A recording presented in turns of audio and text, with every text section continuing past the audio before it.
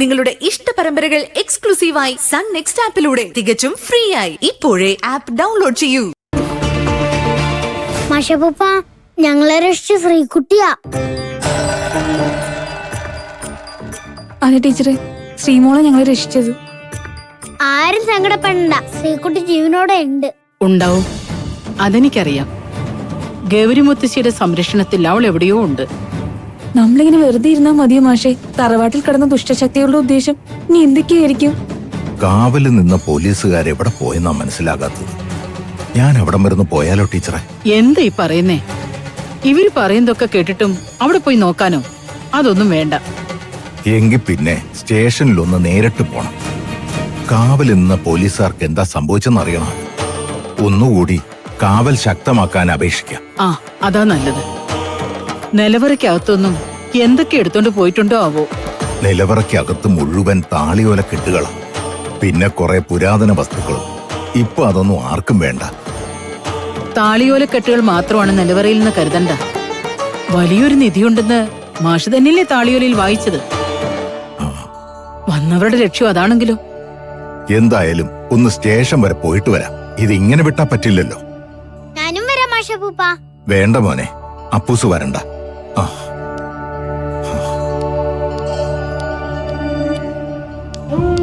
മാഷിങ്ങനെ ഒറ്റയ്ക്ക് പോണ കാണുമ്പോ പേടിയാവണം ടീച്ചറമ്മേ.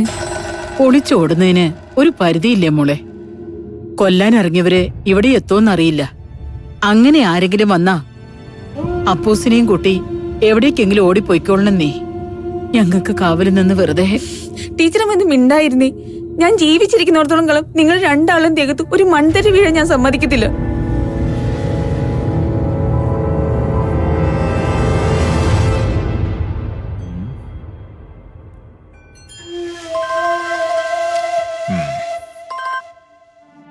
ഹലോ, എന്തു പറ്റി? ആ ജോലിക്കാരി പെണ്ണ് വന്നില്ലേ? വേണ്ട വേണ്ട വേണ്ട, നീ ഒന്നും ചെയ്യണ്ട, റെസ്റ്റ് ചെയ്താൽ മതി. അവര് വന്നിട്ട് എല്ലാം ചെയ്തോളൂ. ഞാനേ കുറച്ച് കഴിഞ്ഞ് അങ്ങോട്ട് വിളിക്കാം. ഇവിടെ ഒരു വട്ട് പിടിച്ച പരാതി കൈ കിട്ടിട്ടേ ഞാൻ അതുമായിട്ടിരിക്കുക. ശരി മോളെ, ഓക്കെ. അല്ല മാഷേ, മാഷിന് മാനസികമായിട്ട് എന്തെങ്കിലും പ്രശ്നമുണ്ടോ? മനസ്സിലായില്ല. അല്ലേ, പരാതി വായിച്ചു നോക്കിയാ അങ്ങനെ മനസ്സിലാവുക. എന്താ നിങ്ങളുടെയൊക്കെ ധാരണ? നിങ്ങൾക്ക് മനസ്സിൽ എന്തെങ്കിലും തോന്നിയാ അതൊരു വെള്ളക്കടലാസിൽ എഴുതിക്കൊണ്ടുവന്ന ഞങ്ങൾ ഉടനെ അതിന്റെ പുറകെ പോകുന്നു. പൈതൃക അവശേഷിക്കുന്ന തറവാടാ, അതിന് സുരക്ഷ വേണമെന്ന് പറഞ്ഞപ്പോ അവിടെ 2 പോലീസുകാരെ നിർത്തി. അവരിപ്പോഴും അവിടെ തന്നെ ഉണ്ടല്ലോ. സാറേ, തറവാട്ടിൽ വന്ന നീചശക്തികളുടെ മുന്നിൽ പോലീസുകാര്. ഓ, നീചശക്തി, മാങ്ങാത്തൊലി. പരാതിയിലത് പ്രത്യേകം പറയുന്നുണ്ടല്ലോ. അല്ല മാഷെ, ഈ നീചശക്തികളെ പിടിക്കാൻ ഞങ്ങൾ എങ്ങോട്ടാ പോകേണ്ടത്? അല്ല, കണ്ടാൽ എങ്ങനെ ഇരിക്കും? ഒരു ഫോട്ടോ ഉണ്ടാവോ തരാൻ? സാറ് എന്നെ പരിഹസിക്കാണോ? അല്ലാതെ ഇതിലിപ്പോ എന്ത് ചെയ്യാനാ? പണ്ടൊരിക്കൽ മാഷൊരു പരാതിയും കൊണ്ടുവന്നത് ഓർമ്മയുണ്ടോ?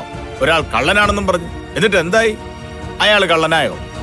അയാളല്ലേ ആത്മീയാചാര്യനായ ഹരിഹര ബ്രഹ്മജ്ഞാന സ്വാമികളായത്. അദ്ദേഹം കാണിച്ച അത്ഭുത സിദ്ധികൾക്ക് കയ്യും കണക്കുണ്ടോ? ദേ, ഈ ഞാൻ അനുഭവസ്ഥനാ.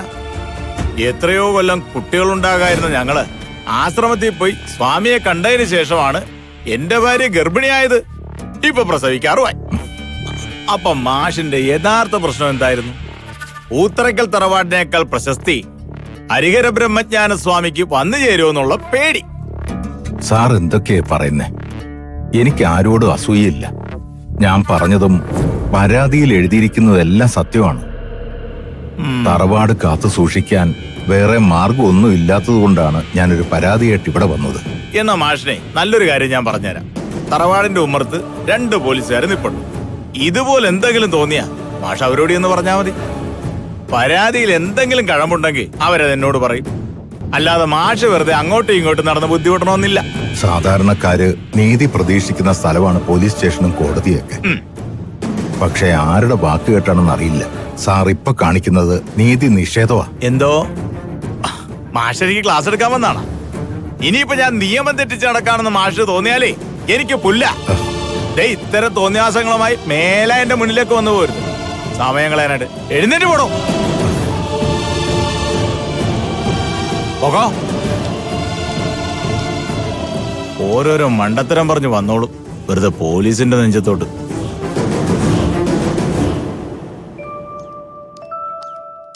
വേലായുധ, കാര്യങ്ങൾ നമ്മുടെ പിടിവിട്ട് പോവാണല്ലോ. ഈ ആശ്രമം കെട്ടിപ്പടുത്തത് ആരാ?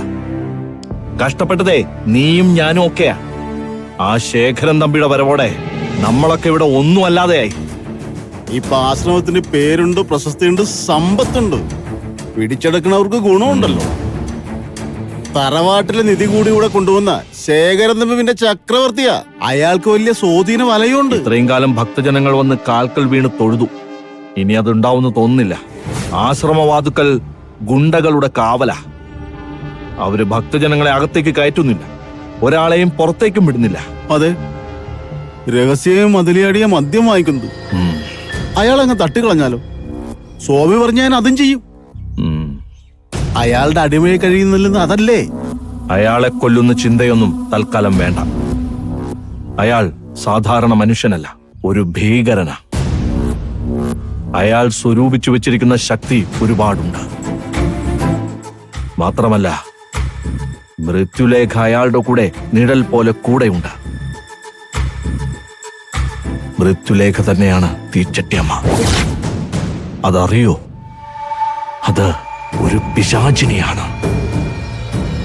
അമാവാസി നാളിൽ ആ മൃത്യുലേഖയെ ദൈവത്തിന് പോലും തടയാൻ സാധിക്കില്ല.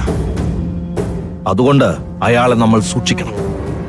നമ്മളെ കൊല്ലാൻ അയാൾ മൃത്യുലേഖയെ ചുമതലപ്പെടുത്തിയിട്ടുണ്ടോ എന്ന് പോലും സംശയമാണ്. അയ്യോ, തൽക്കാലം ശേഖരൻ തമ്പിയുടെ മുൻപിൽ നമ്മൾ സേവകരായി നിന്നേ പറ്റൂ.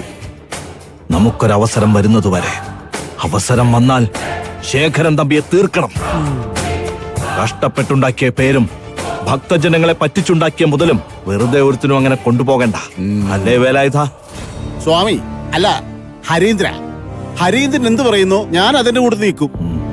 എനിക്കെന്തായാലും ശേഖരൻ തമ്പിയുടെ വരവ് അത്രക്കങ്ങ് ഇഷ്ടമായിട്ടില്ല. അയാൾ ഈ ആശ്രമം കൈകാര്യം ചെയ്യുന്നതിന് ഇഷ്ടമല്ല. പിന്നെ ആ മൃത്യുലേഖ, പോലീസുകാര്, ജാൻസി, വേറൊരുത്തരുണ്ടല്ലോ, ഒരു തടിയൻ, രുദ്രൻ, എല്ലാം കുഴപ്പമാ. ആദ്യം ആ ലോക്കറിലെ പണം അതടിച്ചു മാറ്റണം. നമുക്കത് വീതിക്കാം, രഹസ്യമായി അതുകൊണ്ട് പോയി ഒളിപ്പിക്കാം. അത് കഴിഞ്ഞ് എന്തു വേണമെന്ന് എനിക്കറിയാം. എടാ ഹരി, നമുക്ക് നമ്മുടെ പഴയ പണി തന്നെയാ നല്ലത്. പിശാശും ഭക്തിയും ഭജനയും എനിക്ക് സത്യം പറഞ്ഞ കിളിപോയ അവസ്ഥയാ. ഇനി എനിക്കൊന്ന് ഞാനാകണം പഴയതുപോലെ, അല്ല പിന്നെ. പക്ഷേ സൂക്ഷിക്കണം. നമ്മുടെ പദ്ധതി എങ്ങാനും പുറത്തറിഞ്ഞ ശവം പോലും മിച്ചം കാണില്ല.